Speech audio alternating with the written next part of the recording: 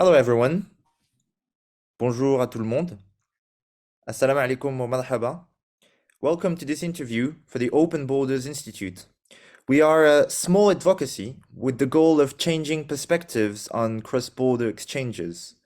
This week, we welcome Shahin Vallée. Hello, Shahin. Hello. Shahin is an economist and the director of the Geo-Economics program at the German Council on Foreign Relations, DGAP. He is a key economic and political commentator, and he regularly publishes in the leading French journal Le Grand Continent, as well as in a series of think tanks, among which are Bruegel and the Global Competition Review. Before his work at the German Council on Foreign Relations, Shahin was a senior economist at the Soros Fund Management, an economic advisor to Emmanuel Macron at the French Ministry for the Economy and Finance, and an economic advisor to Herman van Rompuy. I believe a career like that of Shahin is an inspiration to all of us. As someone uh, who has lived in London, New York, Brussels, Paris, and now Berlin, Shahin embodies the openness that typifies another person who can serve as a role model for open societies, George Soros, of which he has been an advisor. Shahin, um, so welcome. Thank you. So first of all, I wanted to start with the beginning. Um, how did you get to the profession of an economist or political economist? Uh, where did you grow up? How did you develop this willingness to move around the different countries, the EU, the US, Germany? Well, thank you for your kind introduction. I think I was very lucky to grow in a very multicultural family to start with, and my father has spent a big part of his life working abroad as well, which took me abroad from a very young age. So I grew up in Paris, but my father was working pretty much half of the time in Africa, and so I spent a large part of my childhood either living or visiting many different countries in Africa. I actually lived in Congo when I was a child, and I visited pretty much I think all West African countries between the age of 1 and 18. And then I graduated from high school in Paris, uh, stayed in France for my undergrad, and went to the US for grad school. But uh, you asked about my career as an economist. I actually almost didn't become an economist by choice. It was a bit of an accident. When graduating from high school in France, I was very interested and actually fairly good in sciences, and I wanted to be a biologist. And the French system is such that biology was they were not very so there the French system is after high school is split between basically university and what we call class préparatoire, which are essentially very intense undergrad training before going into the equivalent of master's degrees or grandes écoles. And I didn't get into, so there were very few classes préparatoires for biology. And the only one I applied to, I didn't get accepted into. And so, going to study economics was kind of a plan B. But I really enjoyed it. And it was also something that I had been socialized with from a young age, given that my father was an economist himself. And I was always interested in politics and in public policy. So economics was a very natural segue to study and to work on politics and economic policy. But basically, it all started by a failure. as do a lot of things. Um, so I'm curious about, so do you still have links with, do you still go back to Congo? Do you still go back to those African countries in which you've lived? What is your relationship with the continent today?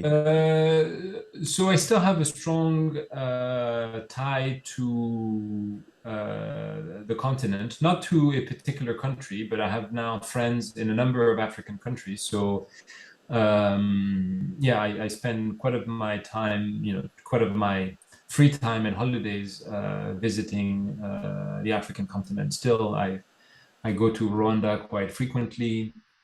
I still have friends in West Africa. I really enjoy going to South Africa as well. My background is partly from Madagascar, so I try to go to Madagascar occasionally as well. So, yeah, I still have ties. I don't have a lot of professional opportunities to go to the continent, sadly. But it's still a place that is very dear to my heart. Um, well, we speak about the name of this institute that we've created is Open Borders Institute. It is a reference to someone that you've worked for, George Soros.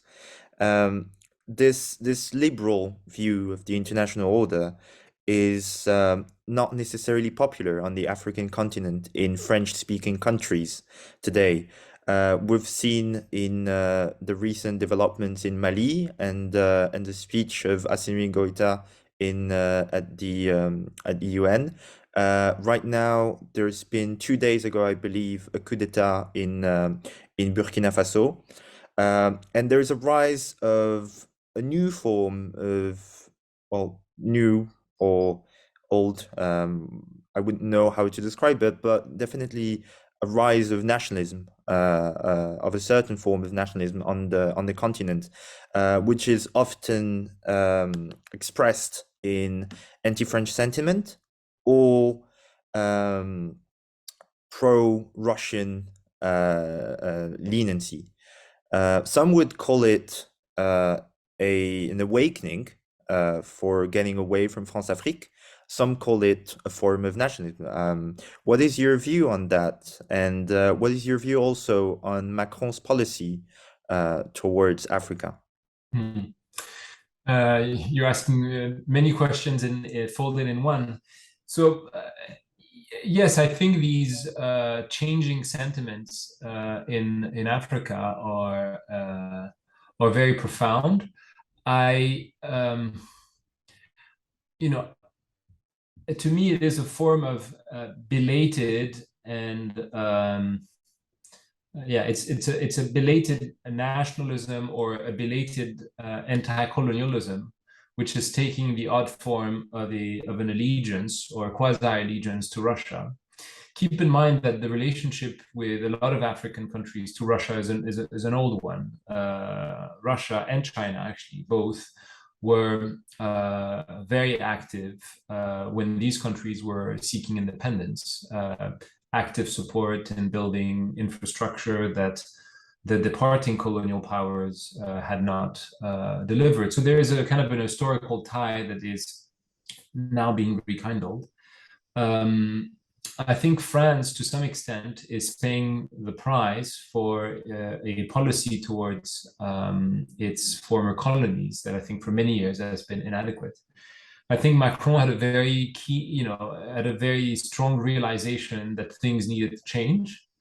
But by the time he arrived in power, it was probably too late already. And I think the amount of change that he was able to uh, proposed to Franco-African relations was almost already too small to make a difference. So what's happening in Mali, I think, is a good illustration of that. It's a good illustration also of the limits of military power. I think it's something that remains somewhat taboo in France, but the reality to me is that our intervention in Mali has been, on the whole, a tragic failure. It has, indeed stopped the takeover of Bamako 10 years ago, but it has never been able to really change the Malian political system and create the conditions for peace and stability. And I think that's something that we have to face and question. And what I find concerning is that I think this is spreading, both because of our failings and also because I think political actors are using these windows of opportunity to destabilize countries that are very fragile in the first place. So no, I find this situation very concerning. But I find the attitude towards either the junta in Mali or the coup in Burkina to be a bit easy, from our vantage point, and we tend to forget or not want to see that we have maybe only a small but yet an existing responsibility in the course of these events. And I think we should question, a bit more profoundly how we got to this point and whether we can do anything at this stage. It's not obvious to me what can be done at this stage. I think it's easy to say that we've made mistakes that got us here. I have no clear solution as to what can be done now. The Economist, the British publication, has published recently its annual report on the state of democracy. And globally, they're analyzing a backslide in the levels of democracy all around the world compared to last year. Do you think that, what is your view on the future of open societies? I myself follow quite closely someone who's quite vocal on the continent, Kemi Seba, who's very vocal in particular about fighting liberalism and the sort of momentum that's been created by the fall of the Soviet Union. And so I'm wondering, how do you see that evolution, knowing that we have the war in Ukraine? We have a West which seems to, at least for the United States, push for this liberal international order. At the same time, the world doesn't seem to necessarily want to pursue this order anymore. And several countries are contending that there should be a return to spheres of influence. There should be a return to borders, nations. Yesterday, I was reading a report by a think tank, Cercle Orion, which is quite influential amongst les Républicains, that was speaking of the return of the nation, for the French right. What is your view on that? So there is clearly a backsliding of democracy, rule of law. I mean, you've mentioned developments in Africa, but I think you're a bit optimistic when you speak of the US. We had not so long ago an American president that was really, challenging himself, rule of law, the international order, and even free and fair elections in a country like the United States. So I think this backsliding is a lot more profound than that you've described, and a lot more global than just happening in sort of pockets of instability globally. So that is, in my view, very concerning. But at the same time, I think we have to be a bit self-aware of the fact that the promotion of the international liberal order that was very dear to Europe in particular.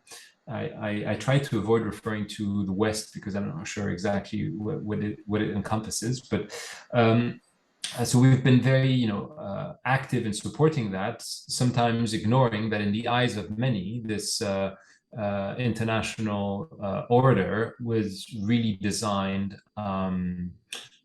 for the furtherance of our own interest, and that in the eyes of many, and in particular in the eyes of developing countries, this order is a very unfair order that first and foremost serves the interest of advanced economies.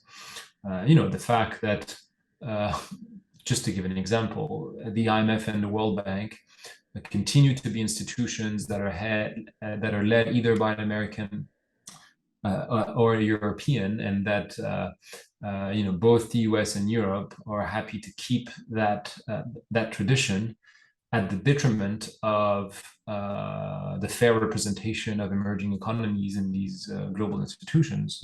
That's just a token to illustrate something that I think is felt very deeply in Africa, but in Asia as well, as the example of a very unjust order that we are trying to support to further our own interests rather than to further global peace and global prosperity, as we often try to purport. Very good. I will hand the stage to Lucas, who will speak about Rwanda specifically, to finish on this chapter about Africa. And then I will indeed come to this back to this backsliding of the rule of law with the case of the Italian elections and the second, we could say, populist wave in Europe. Lucas? Hi, hi, Mr. Vallée. So I'm Lucas Jensen. I'm part of the OBI.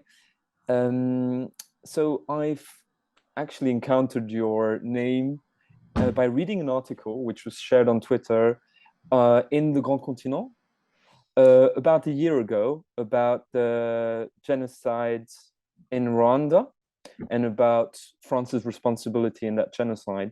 So before coming to that article, I couldn't help notice that in the past couple of years, Le Grand Continent has become a key publication, a key think tank in the think tank landscape in the West, or in Europe, more precisely. And so I was wondering, how do you consider the Grand Continent now amongst the landscape of all think tanks? So I think Le Grand Continent is two things. It is a groupe d'études géopolitiques, which actually started Le Grand Continent, which can be compared to other think tanks in the sense that it tries to produce original content and policy recommendations and edits three important reviews. The blue, the red, and the green, one on European affairs, one on law, and one on green and climate issues. And these reviews are, of an academic nature. So that's for the groupe d'études géopolitiques. And then there is Le Grand Continent, which is the online magazine that you referred to, which is really a forum or media that tries to create transnational debate. That's why it is trying to avoid publishing in English, and it is using translation to a large extent. It's publishing in French, in German, in Polish, in Spanish, and Italian, in Romanian, I think, as well. And it is trying to, foster debate between Europeans on key issues of the moment, focusing on geopolitics, but also on what they call the internal geopolitics of the EU. And I think that sort of media was really missing in the European landscape. The alternative to that sort of continental, transnational, and transdisciplinary media, the alternative to that was a number of essentially British publications that were serving as sort of a venue for these exchanges, ranging from the London Review of Books to Foreign Affairs, which is actually American, not British, but basically the exchanges between Europeans was taking place in English and in different media. And I think what Le Grand Continent has managed to do is to create a venue for transnational intellectual debates. And I think this is an extraordinary contribution to intellectual life in Europe, but also I think to the emergence of a European public opinion. So, I find this work extremely important, and that's why I've been not only a contributor, a frequent contributor to the Grand Continent, but also a very active supporter of their work. And interestingly, and I think that's your case too, so you'll be interested. Interestingly, it started as a student project, which I think is even more impressive. Le Grand Continent really started with no financial means, with very limited financial and political support. And so the fact that they've been able to do so much with so little it makes it even more impressive in my view. I completely agree with you, and I think they bring a lot as well to the current political debate. On the articles which you published in the Grand Continent, I wanted to focus more on your articles around Rwanda. I saw that you did an interview of a French colonel which fought in Rwanda. You published your piece, which sort of was an analysis of the report, and it was quite harsh in regards to the responsibility of the French state, rightly so. And I've been wondering, how do you consider now, it's been a year and a half since the report was published. How do you consider now the developments of France's policy towards the issue in the last year and a half? Did Macron do enough in regards to his memorial policy since the report was published? So maybe for those who don't know, you're referring to the Rapport du Clerc, which had been ordered by President Macron, which was basically tasked with going through archives that had been kept secret for a long time. And Duclerc chaired a commission of historians that went through these archives and proposed an assessment of France's responsibilities in the genocide in 1994. And I think the report was actually a very good report, very thorough. Not absolutely comprehensive, but at least as comprehensive I think you could expect such an exercise to be. What I think matters more than the report and its conclusions is the use that political leaders make of this report. And where I was disappointed is that President Macron decided to make an admission of responsibility in some aspects of the genocide, but refused to make an apology. And I find that a little bit regrettable, because I think an apology was in order and is in order still, and was actually made by other countries. If you look at what Belgium has done and said about its responsibilities in the genocide, the Belgians have made a public apology for their responsibility in the genocide. And so I thought something like that could have been done. But at the same time, and I think, I do that in this piece, it would have been an historical, precedent, because France neither really apologized for its role in colonization, nor for its role in the war in Algeria, nor, and that's quite important to remember, for its role in the deportation of Jews during the Second World War. If you read very carefully, which I did, the very famous and important speech by President Jacques Chirac during the commemorations of the Vélodrome d'hiver, there is a very formal acceptance of responsibility, but the word apology is not used by President Chirac at the time.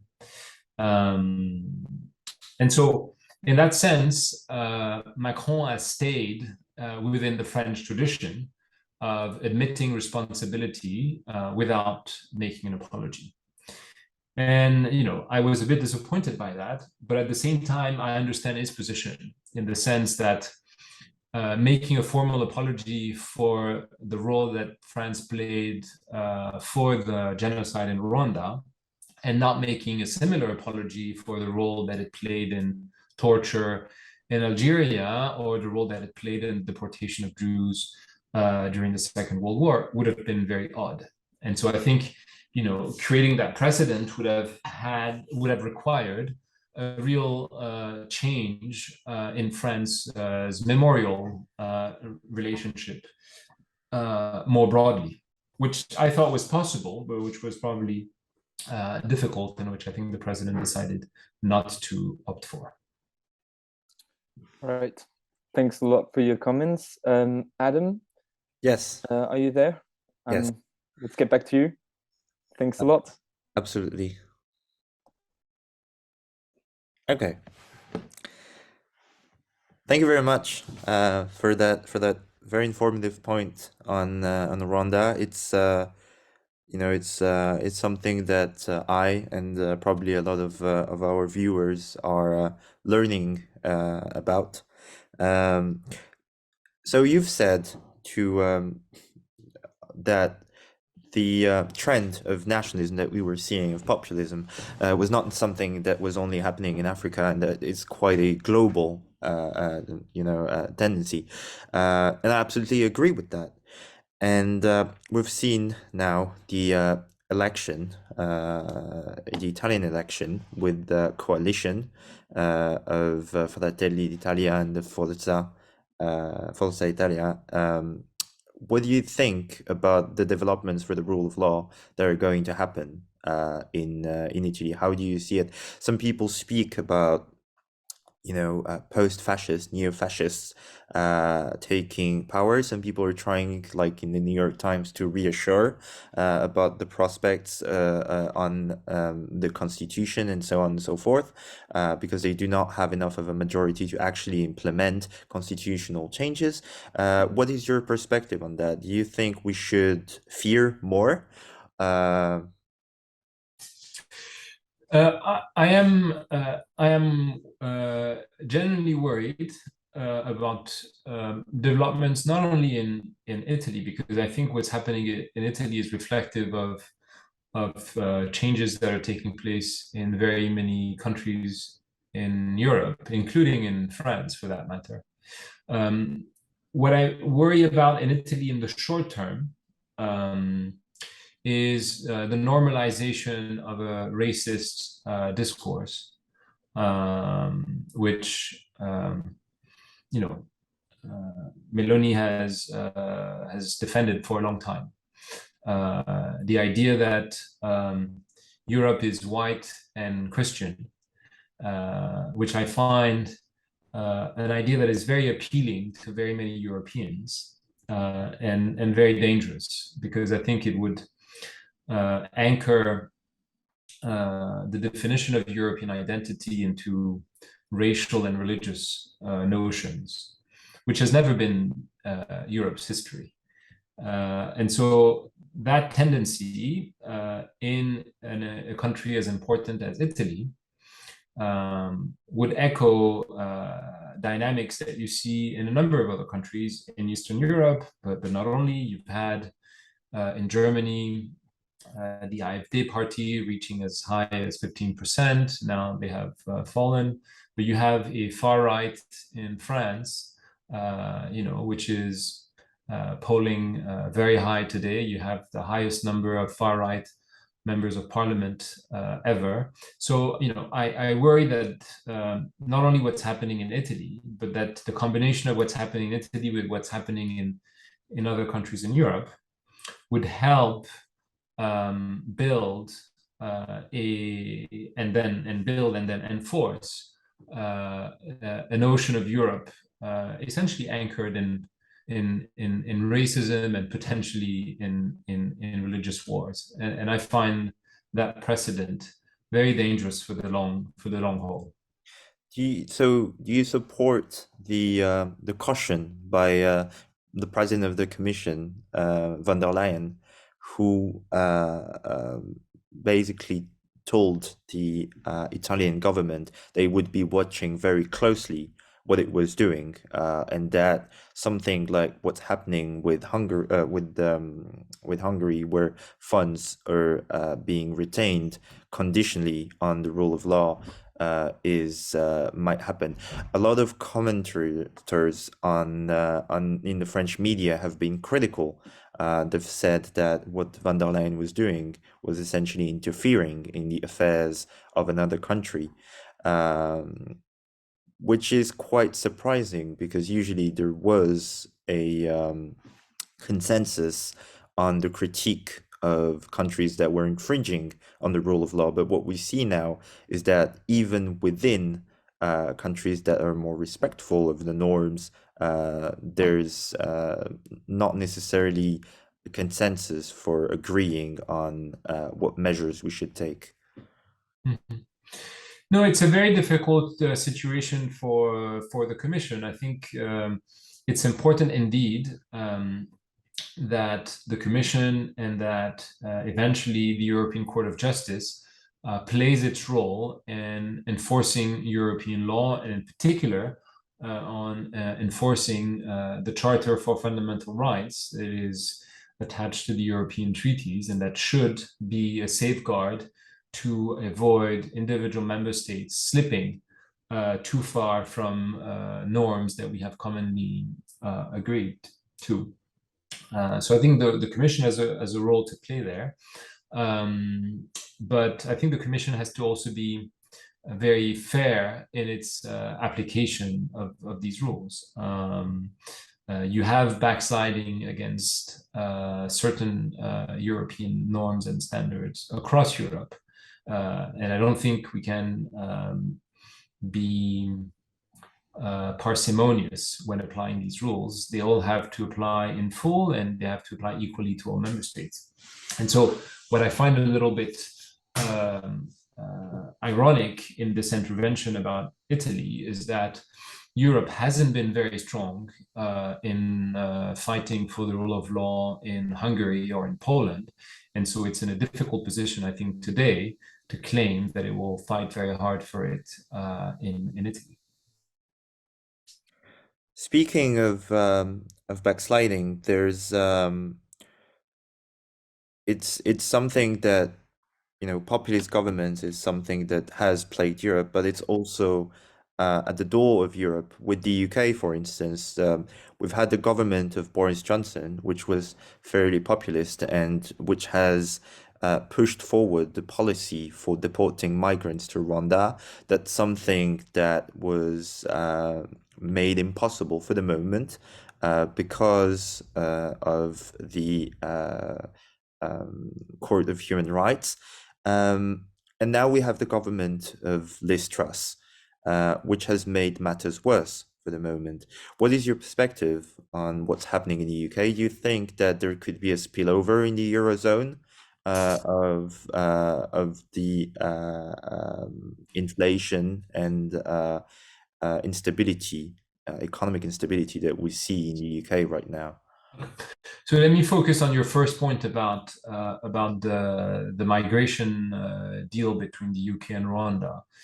I mean, you know, this the idea of basically extraditing to Rwanda, you know, migrants that would have no ties to Rwanda, and basically using Rwanda sort of as an open air detention center was really shocking.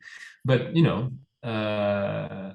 France and Europe in general's migration policy is not fundamentally different. We have bilateral deals with Morocco to essentially do the same thing. We have built EU-Africa partnerships that are fundamentally designed to make these African countries ward of African migration to the continent. We have essentially paid Turkey to kept migrants from coming to Europe. So, yes, we can be appalled when the UK, tries to negotiate such a deal with Rwanda.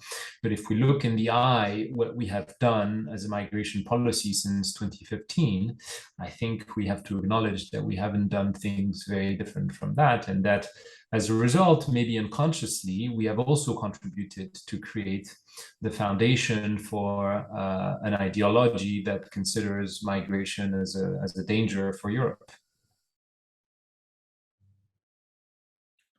Absolutely, absolutely. And on this, so far, I mean, this has been stopped, but the push for policies that or oh, sorry. I think we have lost you, Shane. No, I was just turning the lights on. Oh, perfect. Well, in the UK, there's been kind of a race to the bottom in terms of pushing forward for right-leaning policies. And we've seen what's happened with Kwarteng's mini budget, the Chancellor of the Exchequer, who's released the mini budget, and the result of that with the instability economically. What's your view on that? There is an article by the Financial Times that is assessing that so far the Conservative government in the UK has the most rightward-leaning economic policies in any country in the developed world, to the right of the Republican Party in the US, even under Donald Trump. What's your perspective on what's happening in the UK? Yeah, I'm highly skeptical that this sort of Thatcherite shock therapy for the UK is going to deliver any good to the British economy and to the British people. So I find it very sad to see what's unfolding in the UK. For rightly or wrongly, financial markets seem to be equally displeased with this, and so that financial market sanction might come to force the British government into modification of this fiscal plan. As you've seen, the Bank of England has intervened to stabilize the British gilt market. But the commitment by the Bank of England is a very short commitment. The plan is meant to expire on October 14th, essentially giving 2 weeks to the British government, to Her Majesty's government, I should say, to correct course. And we'll see if the Chancellor and the Prime Minister are both in that mindset or not. If they're not, I worry that things could get a lot worse. So I hope that the time that the Bank of England has bought to the government will be used wisely. Do you think that this is a chance for Europe to shine through, for instance, the stability that it brings to prices in the different countries of the European community? Do you think that this is an opportunity? Not in the short term. I don't think this is an opportunity in the short term, but I do think and I do hope that if the economic situation in the UK continues to deteriorate, a new British government after the general election of 2024 would make the case for a new relationship with the EU. I don't think the UK will come back to the EU so soon, although I think it might, in the next generation. And so, I don't believe that there are short-term gains to compare what's happening in Europe to what's happening in the UK. What matters will be the long term. I think in 5 years' time and 10 years' time, if the British people sees that the income per capita in the UK has grown a lot less than it has in continental Europe, that might be a moment of reckoning. The were you surprised that Liz Truss said that she would be attending the European Political Community Summit in Prague? What's your view on that? I have to say, it's an idea that President Macron has promoted, and I was actually quite happy with such an idea. What is your view on that? So I wrote a quite long piece about what the European political community could be, um, and so I see it as a potentially very important device, both to overcome the challenges linked to Europe's enlargement, which is probably too slow given Europe's need for geopolitical expansion. I also think it's a potential stepping stone for accelerating Europe's deepening. And by that, I mean treaty reforms, changes of the governance, changings of the voting rules, such that qualified majority voting decisions are expanded across the EU. So I think the European political community is potentially a very useful device. And it could be a very useful device, lastly, to organize the relationship between the EU and between member states that have no desire to be part of the EU. And that's the case of Norway, for instance, but that's also the case of the UK, of course, and it could also potentially be the case of Turkey. I was afraid that the British government, or at least this British government, would refuse to take part. To some extent, I think that the crisis that took place following the mini budget announcement has probably contributed to the British Prime Minister deciding to come to the Prague meeting. I think, given the weakness at home, being part of a global meeting and solidifying relationships with the continent could only help at this point. I think antagonizing financial markets as well as antagonizing European partners were probably something this government could avoid at this point. So I think that played a role. I think the big question is how constructive the British government will be, and whether this EPC will turn into the device that I describe, or whether it will just be a red carpet opportunity with limited policy and political substance. I think that remains to be seen next week, actually. Very good.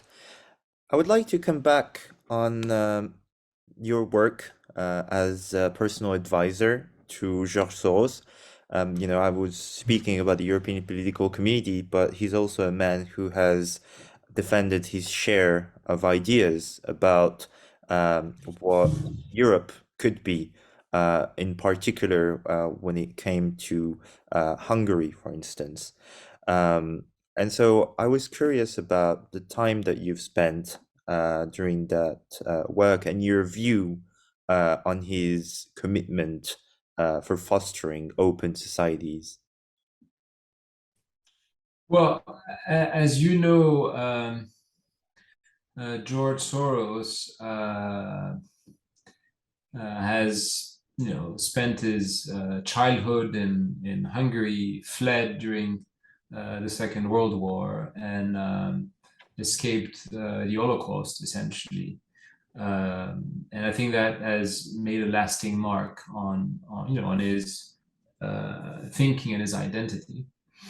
And he's been very influenced while at the LSE by a philosopher called Karl Popper, who I think has inspired his own philosophy and his worldview to a large extent.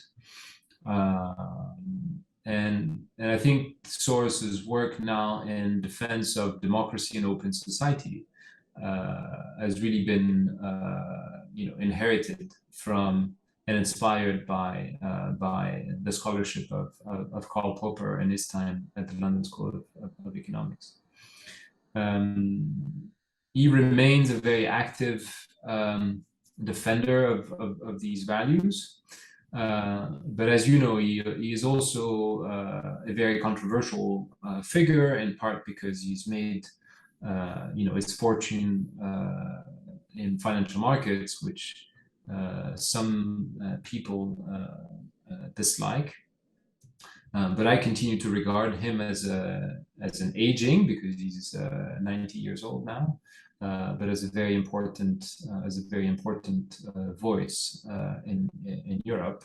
And I think his foundation continues to do a very impressive work, not only in Europe but globally in the defense of human rights, democratic values, and open societies.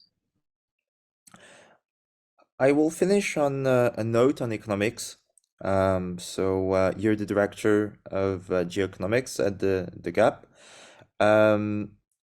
In 2019, Esther Duflo, Esther Duflo.